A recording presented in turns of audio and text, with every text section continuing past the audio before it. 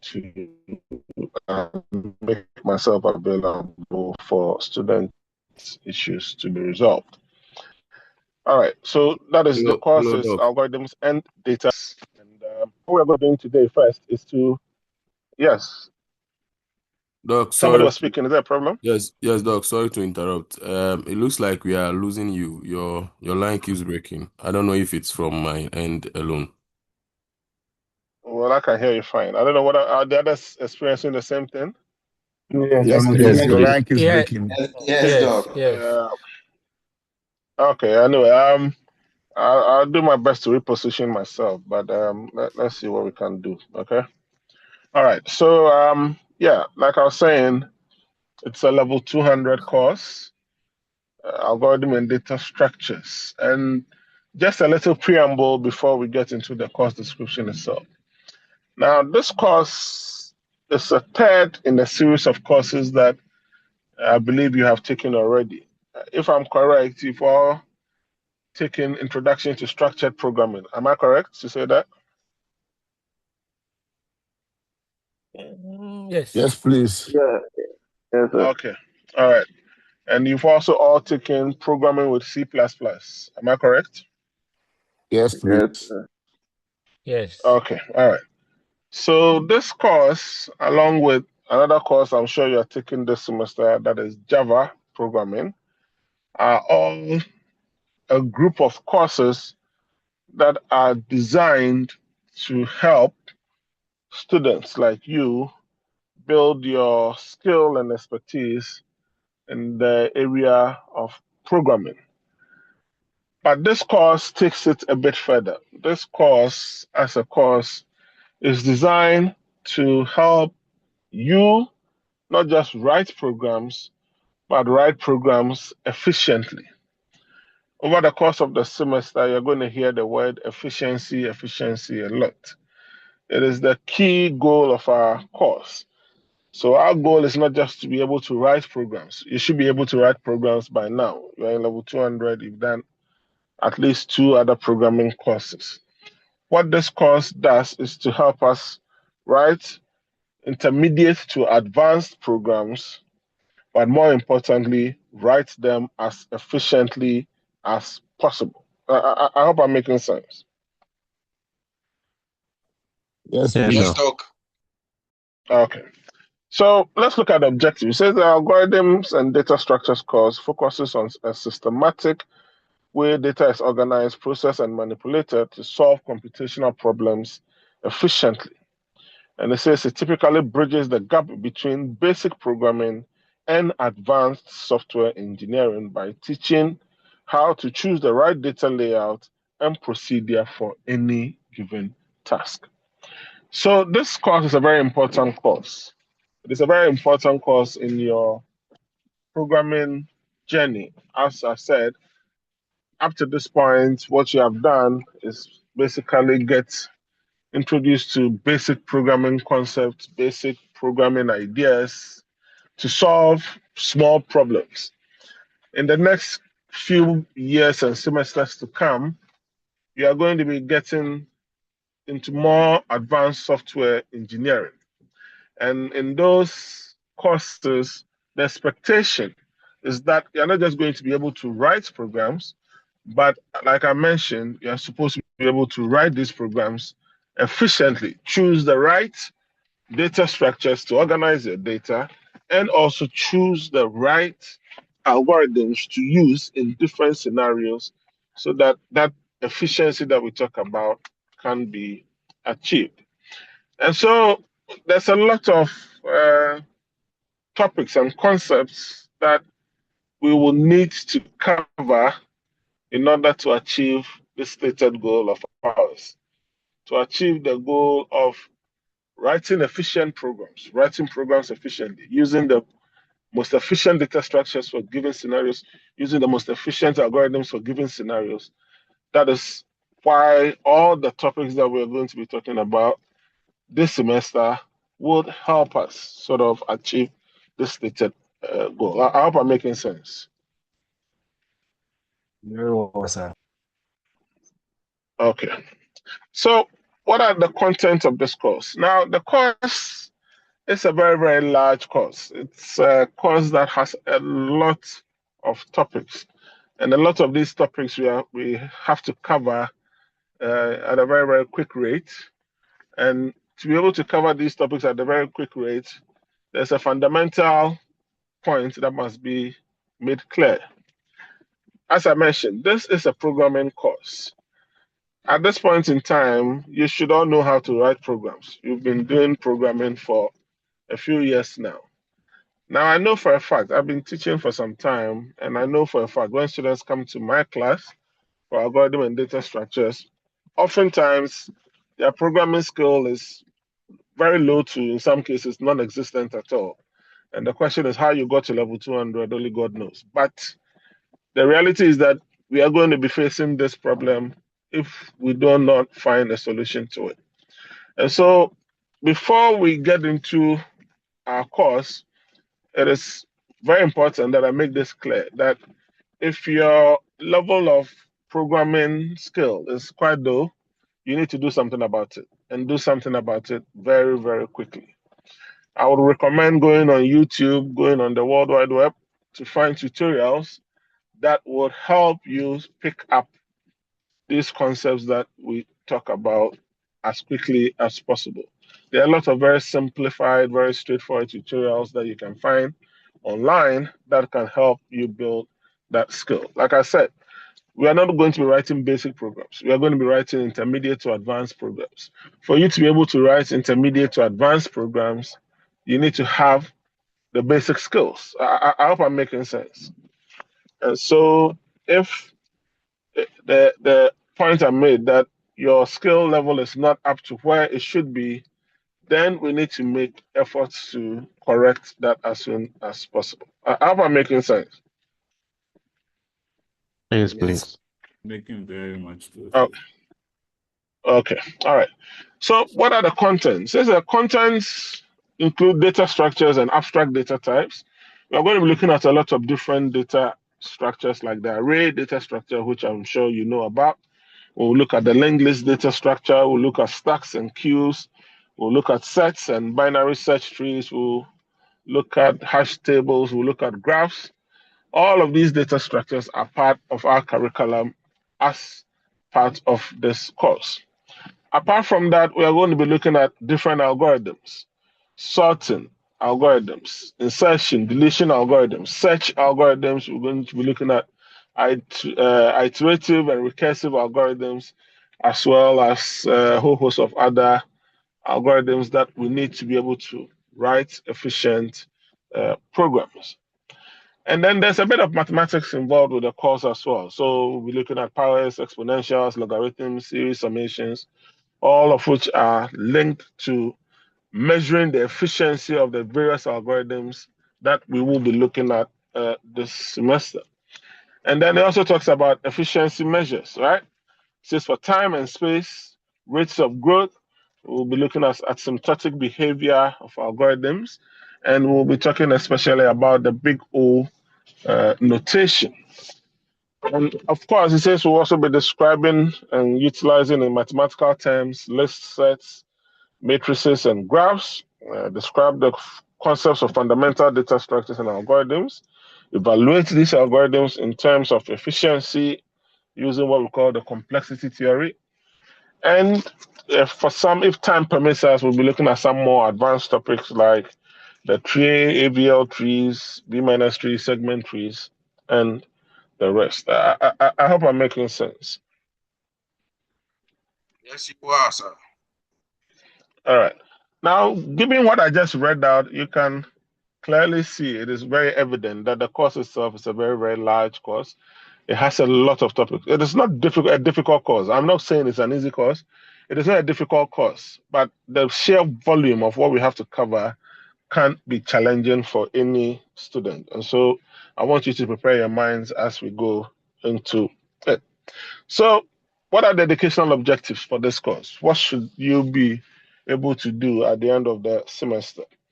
Now, at the end of the semester, it says upon successful completion of this course, the student will be able to, one, understand basic data structures, like I listed, the array, linked lists, trees, stacks, queues, and so on.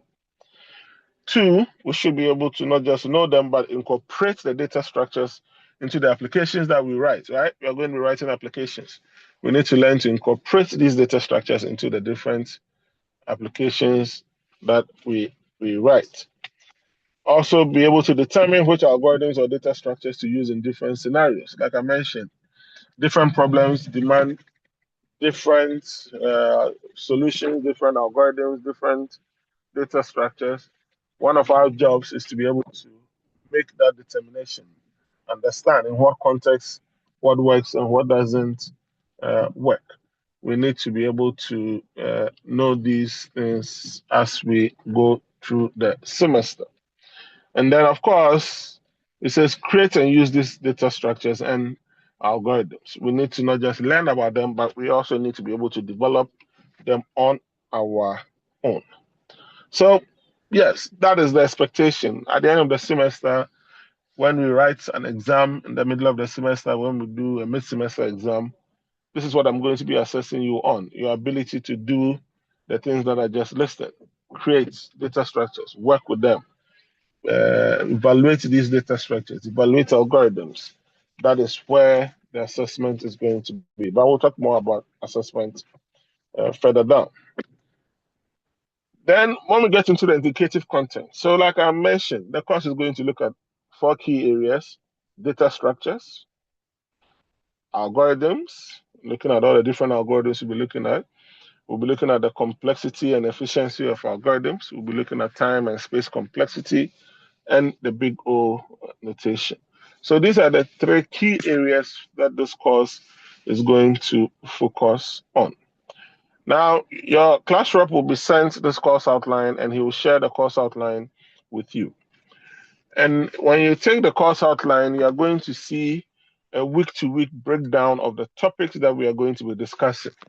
Now, the reason for this is because I want you, before you come into class, to be prepared, having read around these topics, knowing what is coming up, so that when we come into the lecture or into the class or into the tutorial, you are not coming empty-handed. You are coming with some pre-knowledge of these concepts and topics before we start discussing them. And so the course outline will be made available to everyone, and you are supposed to use it to aid in your preparation towards classes, in your preparation towards learning. I hope I'm making sense.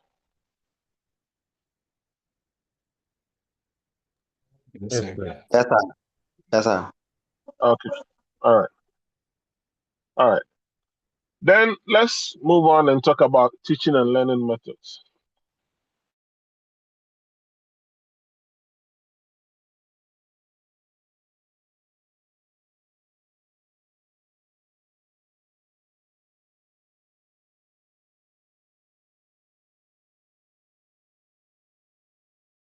From 10:15 to, I believe, 12:30.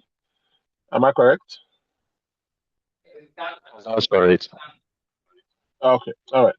So, yes, we meet on Saturdays for about 2 hours. And it says that teaching and learning, or the class content time, will comprise a combination of lectures, discussions, and what? Tutorial sessions, sorry. And it says during the lecture, students will be required to contribute by answering questions, contributing to the topic on the floor of discussion. And this has to be updated. The class will meet for about 2 hours every week. The timetable will confirm our meeting times. Now, because we are meeting online, please ensure that you're on time, we're able to meet, because on Saturdays I have other classes that I have to get to, so that we can work quickly and move on to the other classes. Now, when it comes to assessment, your assessment will take 3 main forms. There's going to be a mid-semester exam, which will happen somewhere in the 6th or 7th week. We'll confirm the time for you. There will be class assignments. Now, a lot of the course is going to be done on a take-home assignment basis, right? I give a lot of assignments, and I expect students to do all these assignments and submit these assignments. And these assignments account for 20% of your grade. The mid semester will account for the other 20% of your grade. Your performance of these assignments are not designed to punish you or to make your life hard. They are designed to help you continue the process of learning outside the engagement that we are having now. We have to be frank. Meeting 2 hours a week is not enough for you to pick up everything that you need to pick up. Meeting this 2 hours a week at best will give you 40-50% of what we need to pick up. The rest of what you need to pick up is going to come from individual assignments, group assignments, individual reading assignments that I'll be handing out as the semester goes on. And your duty, your job is to do these assignments. And when I say do it, take the time and do it yourself. We have this phenomenon where students wait for 1 or 2 people to do the assignments, and we all copy and then submit, pretending as if we've done it ourselves. Now, at the end of the day, if I don't catch you, fine. I mean, nothing. There'll be no consequence. If I catch you, I'll give you a 0. But if I don't catch you, the real consequence of that action is that you will still not know what you need to know. And to be very honest with you, my exams are very, very, I don't want to say difficult, but they require a lot of understanding of concepts that we have discussed and talked about in class. And so if your whole approach is just taking other people's work and submitting, eventually it's going to catch up with you. Eventually there's going to come a time where you are supposed to answer questions or submit assignments or write exams, and you will not have that fundamental knowledge that you need to be able to participate fully. So please, as we begin, take these assignments as an opportunity to do further learning outside the classroom. I hope I'm making sense.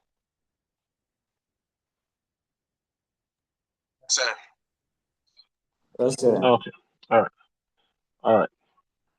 Then let's move on and talk about literature and reading materials. Now, there's no shortage of literature and reading materials for this course. Go online and you'll find more than enough information on every single topic that we'll be discussing in class.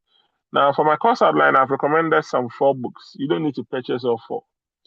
Now, the first one that I'm recommending is Bagava, Grokking Algorithms, an illustrated guide for programmers and other curious people. Now, I'm recommending this book because it's very good for those who do not have sort of all the skills when it comes to programming. It's a very good book for beginners.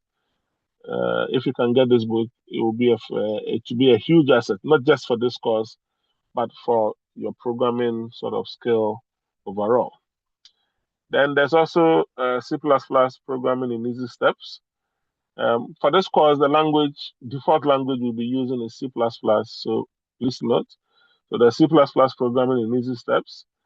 Again, a very simplified book that makes programming more accessible. Use this book if you want to sort of pick up your skill when it comes to programming. Then we also have Scanner, that's out there, Algorithm Design Manual, a very important book when it comes to our course. Again, if you can get it, that would be great. And then what is considered the Bible of this course, Common and Learson, that is Introduction to Algorithms. Now, you don't need to get all of these books. I recommend one of the first 2 and one of the last 2. If you can get any of these, you should be fine. Now, in the course of the semester, I'll be recommending chapters for you to read. I'll be recommending pages and chapters in some of these books and other sources, not only these books, in other sources for you to go out and read. I'll be recommending articles online, other online resources that you can go and take advantage of to learn. The key thing is that you have to do the reading. I can recommend, but if you don't read, the recommendation means absolutely nothing. And so for us to have an efficient process of learning, when these books are recommended, when pages or chapters are recommended, please take the time and sit and read and make sure that you are leaving that reading session having picked up some knowledge. I hope I'm making sense.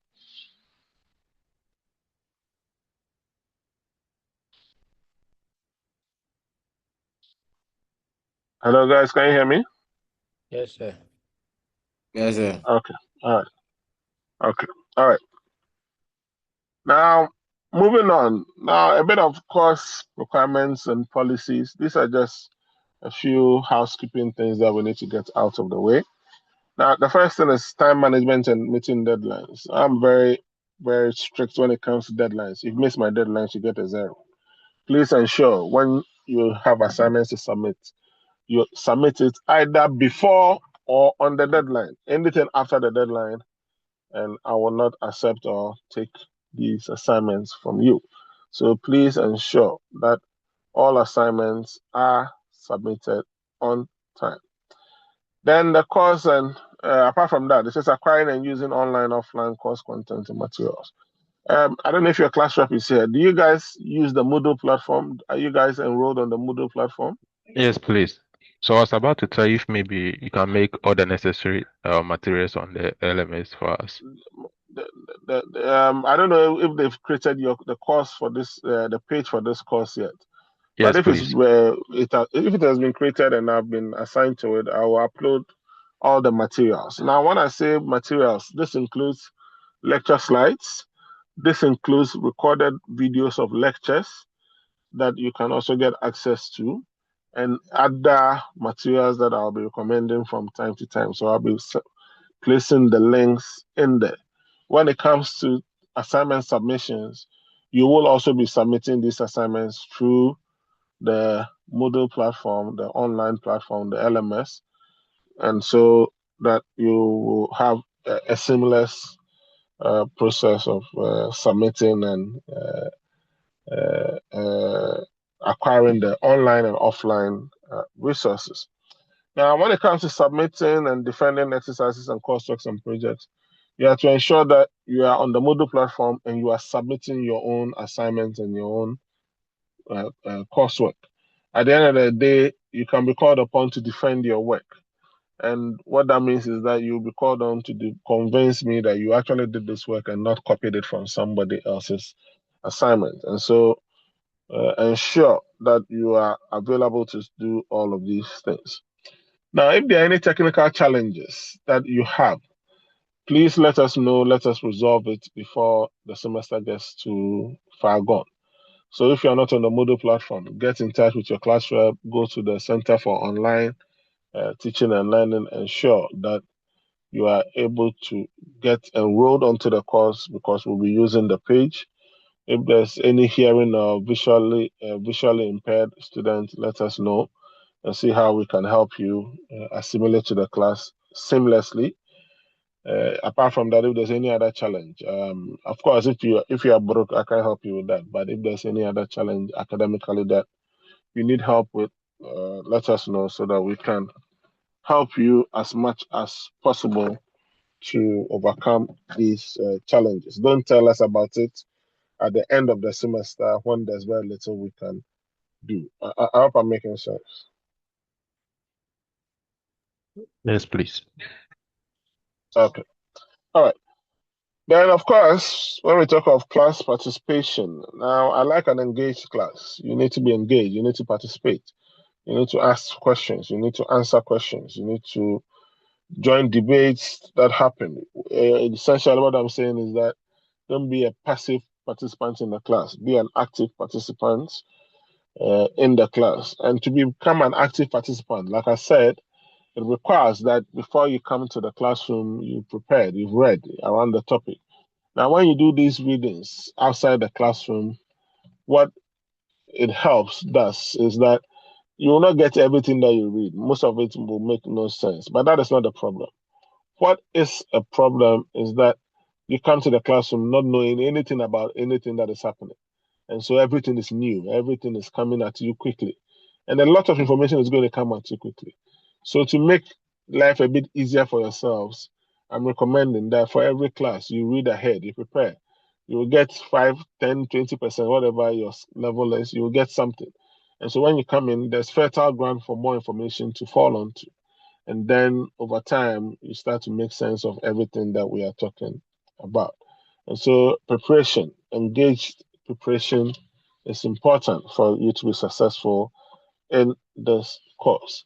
I've talked about deadlines. I won't reiterate it again. Please ensure you meet my deadlines. Attendance is also something that is very important to me. Some of you take attendance as though it is optional. You know, you come when you feel like, when you don't feel like it, you don't show up.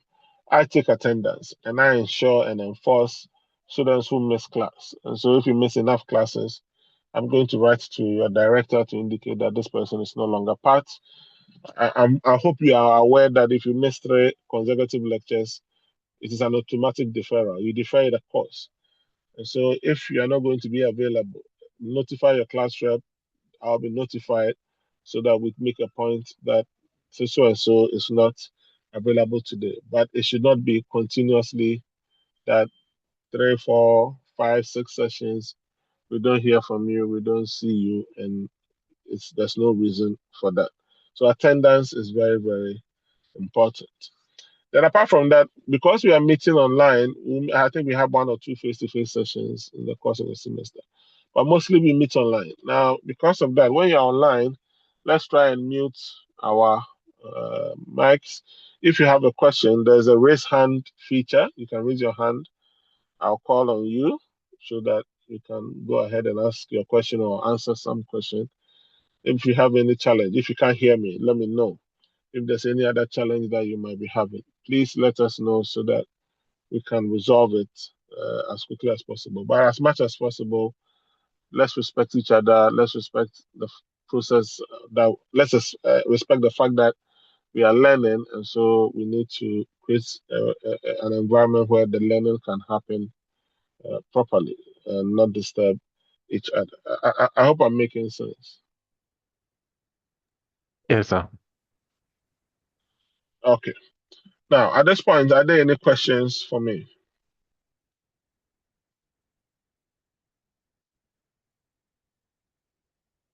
So, with the midterm, I hope you are going to host it online.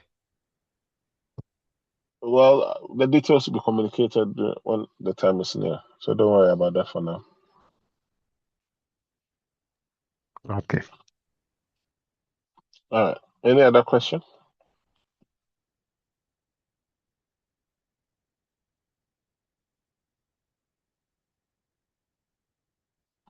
Okay. All right. If there are no questions, then you have a question, go ahead. Yes, please. Go ahead. Please, I hope the course outlines, the lecture slides will be uploaded right after class so that we can start looking at it. All content will be sent to you. Don't worry about it.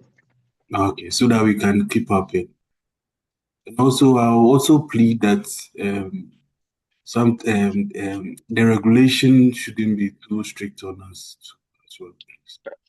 When you said not too strict, I want to be very frank and clear. Don't miss my deadline. Like I said, I am one of those people. I want to be frank and open and honest with you. I'm one of those people, right? Yes, please. So don't miss my deadline. That's all I'll say. Don't miss my deadline because Okay.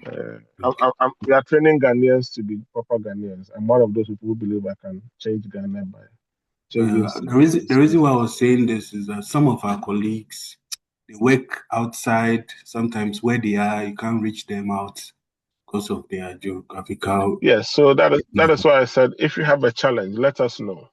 But don't. So, for instance, if you can't make a lecture because you are in a location where you don't have internet connectivity, send a message to someone. Please inform Dr. Brown that today I won't be able to join. I'm in some village working. The internet connection is not good. Then I'm notified. I hope I'm making sense. Yes, but it shouldn't be that I just didn't show up. And exactly. so, exactly. Yeah, I mean, that doesn't show respect to me. If I don't just show up, you will not be happy. Am I correct? Yes. If you all gather here, you are here for a lecture, and then I just decide I want to take a longer sleep today, you will not be happy. You've come to class to learn and learning. So accord each other the same respect. If you can't make Exactly. it, if for whatever reason you cannot make it, you just let me know. You notify Okay. people so Okay. that we know how to plan around your absence. I hope I'm making Okay. sense. Yes, please. Thank you so much. And please, lastly, is there any software we'll be using that we need to download it? So as we go on, not necessarily. I mean, you need a compiler. So The whatever compiler. compiler you've been using for your programming, programming with C++ and other programming courses, we are going to be writing programs. So you will need your integrated development environment with a compiler. So for that, that is. But apart from that, all you need is a device, a laptop, a phone, some way to get on the internet, and you should be fine. Okay. Thank you very much. You're welcome. Any other question?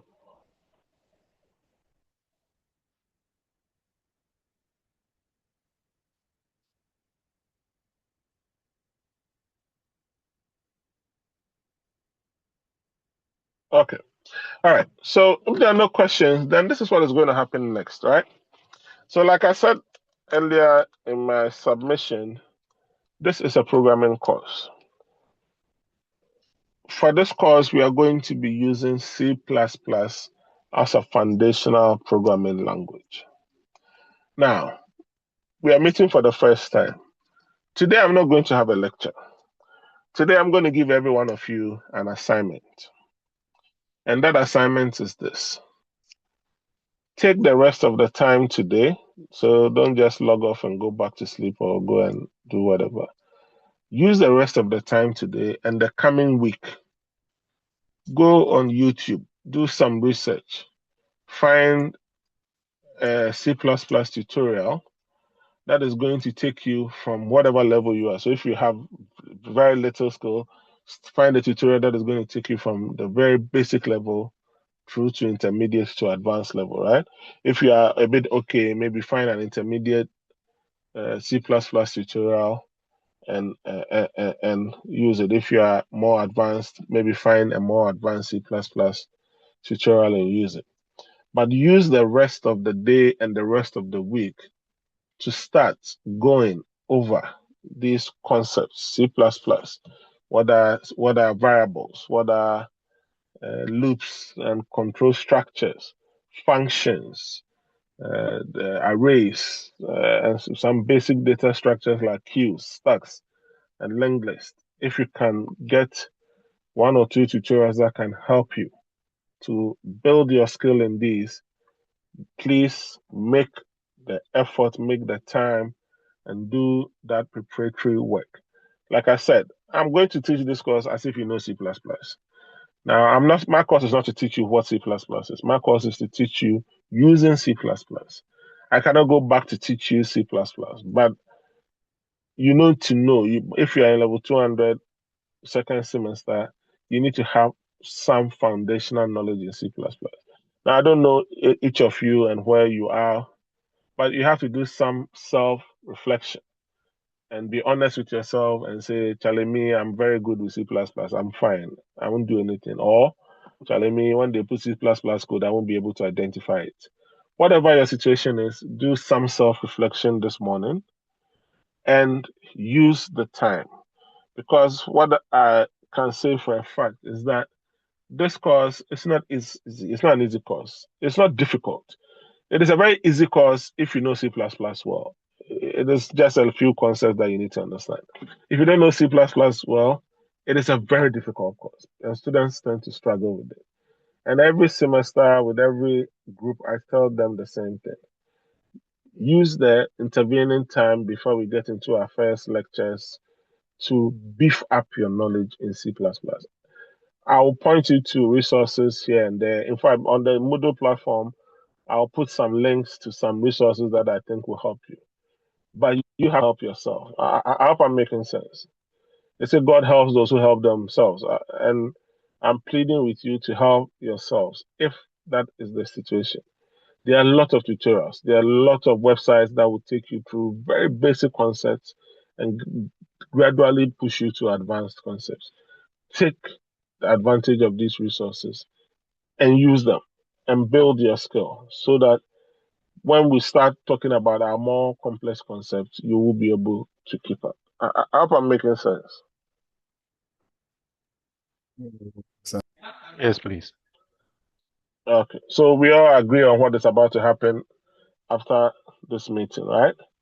We are all going to go and start beefing ourselves up on C++. If not today, Monday, Tuesday, Wednesday, but definitely before we meet again next week. I might do a surprise test when we meet on next week, Saturday. It might come on, it might not come on. You never know. But it's going to be max towards your continuous assessment. And so please take what I'm saying seriously. I hope I'm making sense. Yes, sir. Okay. All right. Any questions on that before we move on?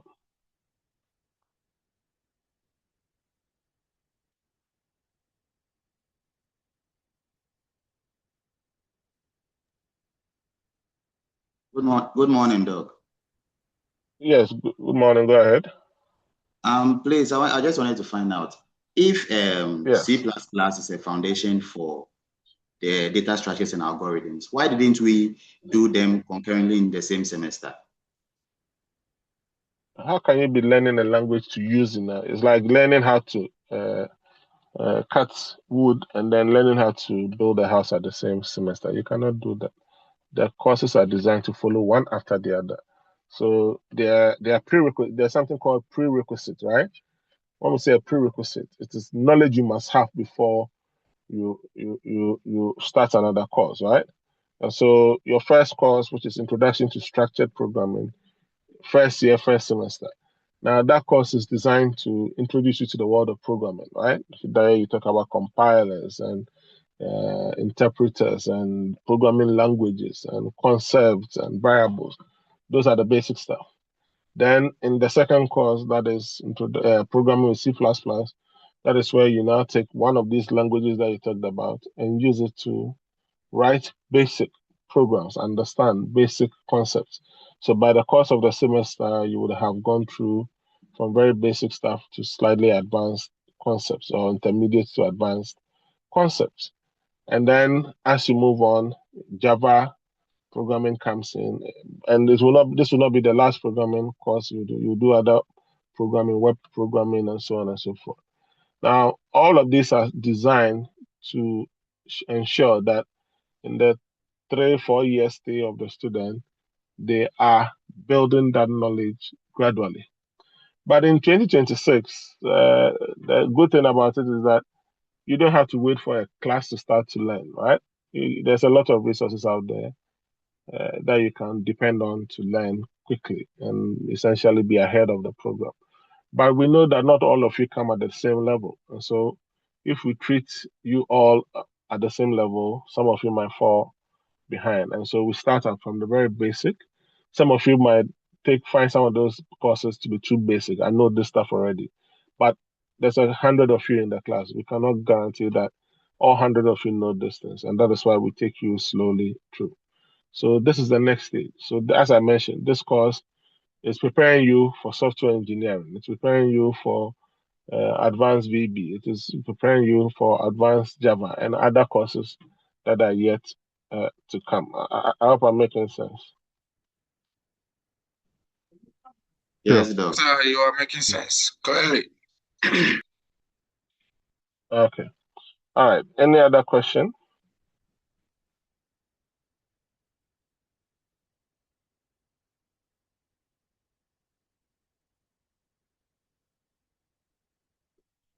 Okay. So if there are no questions, then like I said, we'll pause here for today. I'll deal with your class rep to send you the course outlines, and I'll also work to get all the content that you'll be needing for this course onto the Moodle platform, that is the LMS.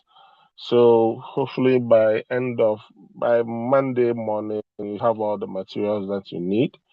Links to videos, links to the slides, links to the course outline, and other resources that you need to prepare yourselves for this semester. All right. So on that note, thank you for coming. I'll see you guys next. Okay. All right, you're welcome.